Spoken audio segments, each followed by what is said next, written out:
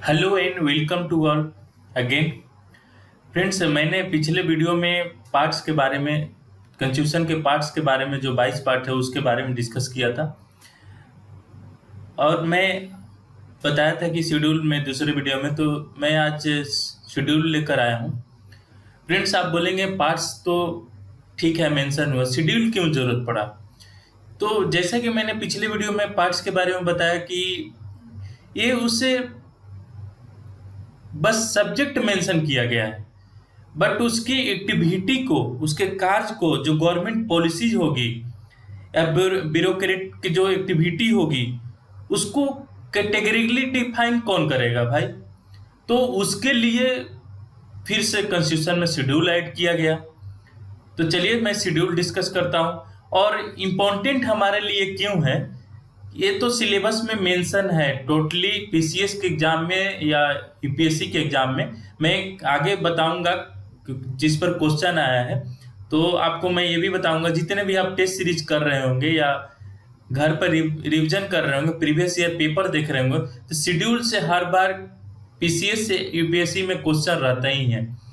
तो ये हमारे लिए इम्पोर्टेंट हो जाते हैं बहुत, क्योंकि ये इजीली मार्क्स देते हैं। इसमें कुछ गुना भागा नहीं करना पड़ता है आपको। थोड़ा सा आप इसको देखेंगे, आप टेबल के सामने इसको नोट्स बनाकर चिपका देंगे, तो चाहे हमेशा न्यूज पढ़ेंगे तो ये हमेशा याद रहेगा। तो चलिए स्टार्ट करते हैं। फर्स्ट शेड्यूल 12 है मेंशन। तो मैं फर्स्ट शेड्यूल स्टार्ट करता हूँ। फर्स्ट शेड्यूल में स्टेट और टेरिटरीज ऑफ इंडिया के जितने भूभाग हैं वो लिस्टेड किया गया है। जैसे जितने भी स्टेट हैं, यूनियन टेरिटरी है, तो ये सब एक लिस्ट में किसके अंदर आते हैं? फर्स्ट शेड्यूल के अंदर आते हैं। और जो भी उसके चेंजिंग किया गया है, उनके अधिकार को चेंजिंग किया गया, चाहे उनके क्षेत्र को चेंजिंग किया गया, एरिया को चेंजिंग किया गया, तो जैसे तेलंगाना स्टेट का फॉर्मेशन होता है, उत्तराखंड का होता है, तो उसके अधिकार चाहे जो भी चेंजिंग करने के रूल एंड रेगुलेशन और लॉज होंगे वो फर्स्ट शेड्यूल में आएंगे। और यूनियन चेंज कर सकता है स्टेट की सहमति के, जिससे चेंजिंग होना रहता है। फर्स्ट शेड्यूल में क्या आ गए? स्टेट और यूनियन, पहले भी मैंने बताया था पार्ट 1 में भी, तो इसके भी आर्टिकल 1 और 4 कंटेन है। और ये इसके बॉर्डर को भी चेंज कर सकता है स्टेट को, और जो भी सारी चेंजेस कर सकता है इसमें मेंशन है। सेकेंड शेड्यूल में जितने भी ऑफिशियल यूपीएससी या स्टेट पीसीएस के होंगे या और भी ऑफिशियल होंगे, प्रेसिडेंट होंगे, जजेज होंगे, कंट्रोलर एंड ऑडिटर जनरल होंगे, कैग के हो गए, जितने भी ऑफिसर होंगे, उनको एक शपथ भी दिलाया जाता है। तथा उनका सैलरी जो होगा, इस सेकेंड शेड्यूल में है कि उनका ऑफिशियल का जो सैलरी होगा, जो भी पब्लिक ऑफिस में इंटर करते हैं, तो उनका सैलरी का जो भी विवरण होगा इस सेकेंड शेड्यूल में आएगा।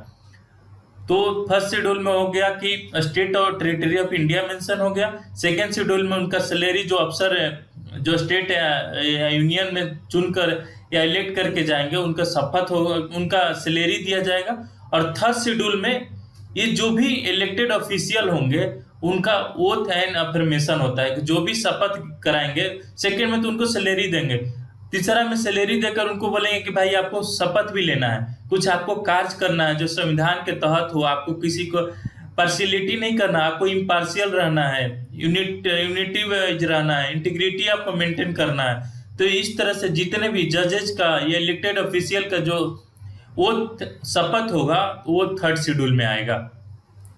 फोर्थ शेड्यूल में सीट एलोकेशन होता है राज्यसभा का। अब स्टेट का पार्टिसिपेशन, राज्यसभा का पार्टिसिपेशन राज्यसभा में कैसे होगा, कितने सीट किस स्टेट को दिए जाएंगे, ये फोर्थ शेड्यूल में मेंशन है। और कितने सीट यूनियन टेरिटरीज होंगे, यूनियन टेरिटरीज से 2 ही जगह से आते हैं इलेक्टेड मेंबर, पौडीचेरी और दिल्ली से। तो देख सकते हैं कि फोर्थ शेड्यूल में जो राज्यसभा के पार्टिसिपेशन हो गए, स्टेट की पार्टिसिपेशन, राज्यसभा में स्टेट से ही चुनकर आते हैं सदस्य, तो उनका सीट का एलोकेशन कितना होगा ये फोर्थ शेड्यूल में डिफाइन किया गया है।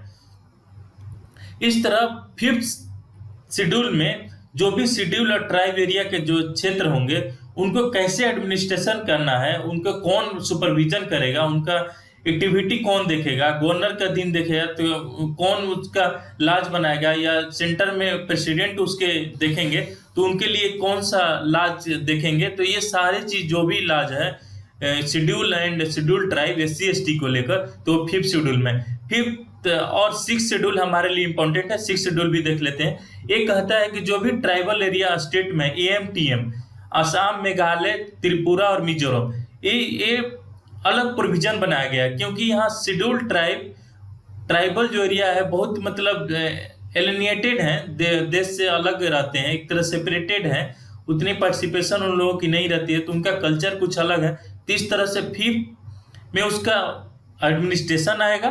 और 6th में बताया गया कि जो ये AMTM है, असम, मेघालय, त्रिपुरा, मिजोरम, आप इसे शॉर्ट पर बोल रहा हूँ, ये जो भी एरिया होंगे स्पेसिफिक 6th शेड्यूल में डाला गया।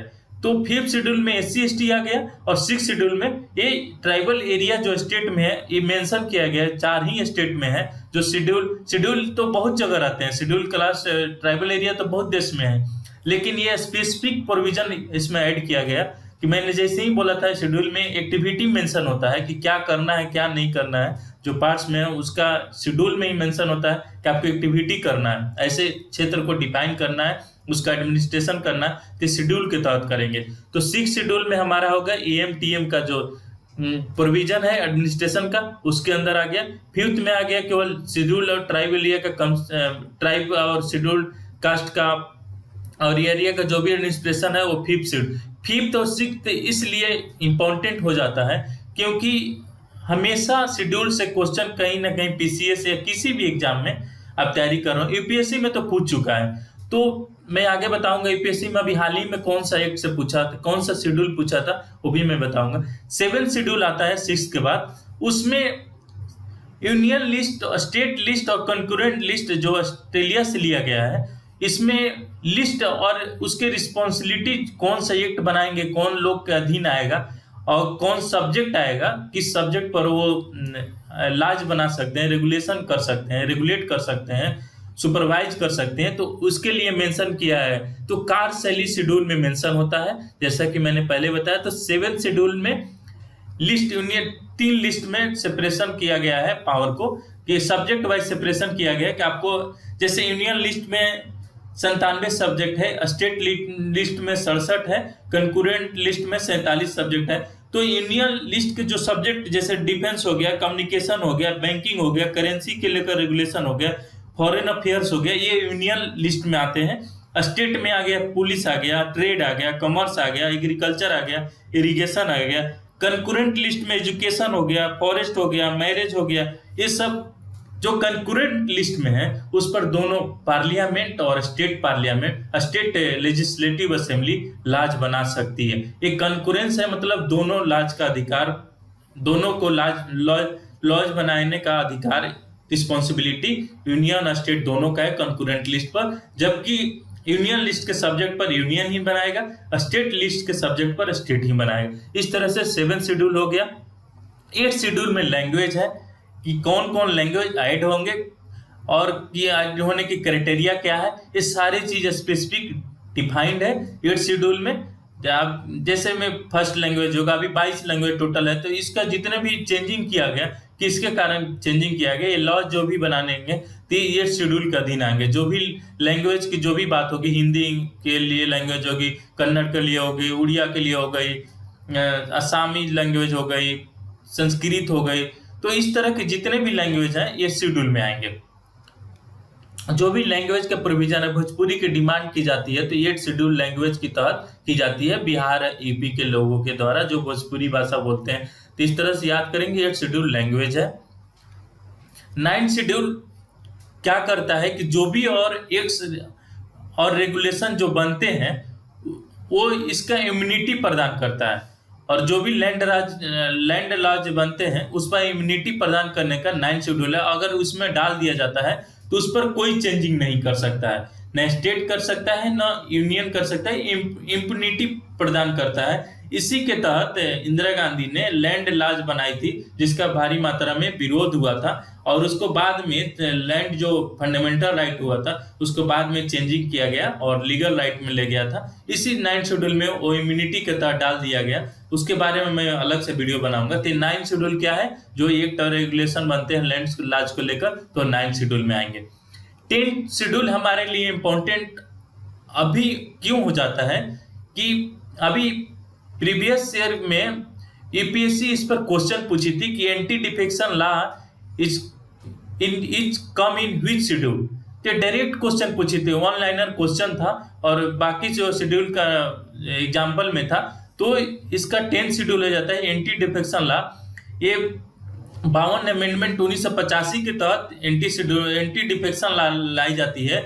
जो खरीद फरोख्त में मेंबर ऑफ पार्लियामेंट या स्टेट लेजिस्लेटिव मेंबर होते हैं, जिनका खरीद फरोख्त या किसी पार्टी को त्याग दे देते हैं, किसी के सिंबल पर लड़ते हैं, बाद में किसी और पार्टी में सबमर्ज कर लेते हैं, तो इस तरह से एंटी डिफेक्शन लॉ 52 अमेंडमेंट के तहत 1985 में 10 शेड्यूल ऐड किया जाता है। तो ये हमारे लिए इंपॉर्टेंट हो जाता है। जब यूपीएससी पूछ चुका है तो पीसीएस में भी ज्यादातर चांसेस रहते हैं कि सभी स्टेट पीसीएस कभी ना कभी क्वेश्चन ये पूछ सकते हैं। और शेड्यूल इंपॉर्टेंट हो जाता है क्योंकि ये 12 पार्ट है, 12 शेड्यूल है। और 11th और 12th शेड्यूल ये 72 और 73 अमेंडमेंट के तहत 1992 में ये ऐड किया जाता है शेड्यूल का। ये इसमें पंचायती जो रूरल लोकल गवर्नमेंट का एडमिनिस्ट्रेशन होगा, कैसे उसका एडमिनिस्ट्रेशन होगा, कौन हेड करेगा, कौन सुपरवाइज करेगा, इस तरह के जो भी कार्य होंगे इसमें डिफाइन किए गए हैं कि 11 शेड्यूल में होंगे। बीडीओ के तहत ये कार्य जाएगी, सीओ के तहत ये कार्य जाएगी, पंचायत के ऐसे रेगुलेशन करना है। तो 11th और 12th शेड्यूल है म्युनिसिपैलिटी।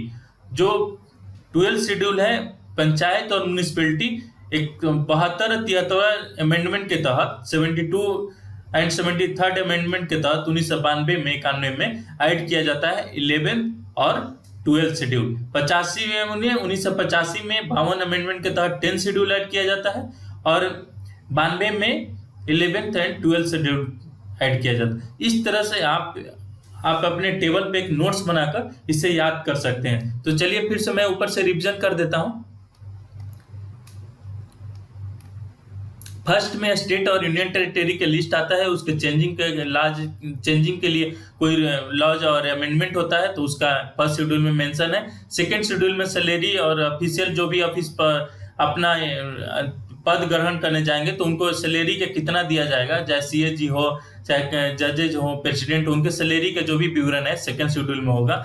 थर्ड शेड्यूल में ओथ एंड अफर्मेशन होगा, जो भी इलेक्टेड ऑफिशियल हैं या जजेज हैं उनको ओथ शपथ दिलाया जाएगा कि आप जो ऑफिस ग्रहण कर रहे हैं तो आपका ये होता है कि आप इम्पार्शियलिटी रखेंगे, इंडियन के प्रति फेथ रखेंगे, सबके इक्वलिटी के लिए इक्वल देखेंगे, कोई किसी का इम्पार्शियलिटी नहीं करेंगे, पार्शियलिटी नहीं कर सकते, आप इम्पार्शियल व्यक्ति हैं। इस तरह को शपथ दिलाया जाता है थर्ड शेड्यूल में। फोर्थ में एलोकेशन ऑफ सीट है राज्यसभा में, क्या स्टेट का कितना, यूनियन टेरिटरी का कितना सीट होगा, तो ये फोर्थ शेड्यूल में आता है। फिफ्थ एंड सिक्स्थ में आपको schedule area and tribal area, और सिक्स्थ में स्पेशली मेंशन है जो एडमिनिस्ट्रेशन का ट्राइबल एरिया का स्टेट में, ये AMTM Assam, Meghalaya, Tripura, Mizoram. Seventh schedule में लिस्ट है, concurrent list, union list, state list. State में सब्जेक्ट एग्रीकल्चर, पुलिस, इस तरह के सब्जेक्ट आते हैं। यूनियन में डिफेंस, कम्युनिकेशन, इस तरह के सब्जेक्ट आते हैं। एजुकेशन कंकरेंट लिस्ट में आता है। फॉरेस्ट मैनेजमेंट ये सब कंकरेंट लिस्ट में आता है। और कंकरेंट लिस्ट पर यूनियन और स्टेट अपना लॉज बना सकती है। 8 शेड्यूल में मैंने जैसे बताया भोजपुरी भाषा की जो चलती है इशू, तो लैंग्वेज के अधीन आता है। 8 शेड्यूल का अधीन आता है, लैंग्वेज में चेंजिंग ऐड किया जाए तो ये 8 शेड्यूल का आता है। 9 शेड्यूल के तहत आता है जो भी लॉज, लैंड लॉज जो एक्ट पास होते हैं वो 9 शेड्यूल इम्यूनिटी के तहत रख देते हैं, लेकिन अब ऐसा नहीं है, लीगल राइट बना दिएगा लैंड राइट्स को। तो इस तरह से ये जो भी एक्ट और रेगुलेशन है 9 शेड्यूल के तहत देखा जाता है, क्या सही है क्या गलत। 10 शेड्यूल एंटी डिफेक्शन लॉ, जो भी मेंबर MP आया है तो उसको बचाने के लिए 10 शेड्यूल के अंदर डाल दिया जाता है। या वॉलंटरी किसी सिंबल पर चुनाव लड़ते हैं, आप बाद में उस पार्टी को त्याग कर देते हैं बेनिफिट को लेकर, मंत्री बनाने को लेकर, इशू को लेकर। तो इस तरह से ये 10 शेड्यूल हमेशा नीज में रहता है। इस पर बहुत सारे केसेज हैं, उसका अलग डिस्कस करूंगा। जो अमेंडमेंट करूंगा या अमेंडमेंट डिस्कस करूंगा उसमें सारे पॉइंट डिस्कस कर लूंगा। 11 12 73वां अमेंडमेंट के तहत 1992-91 में ये ऐड किया जाता है। तो इस तरह से आज का शेड्यूल मैंने पूरा किया। Thank you.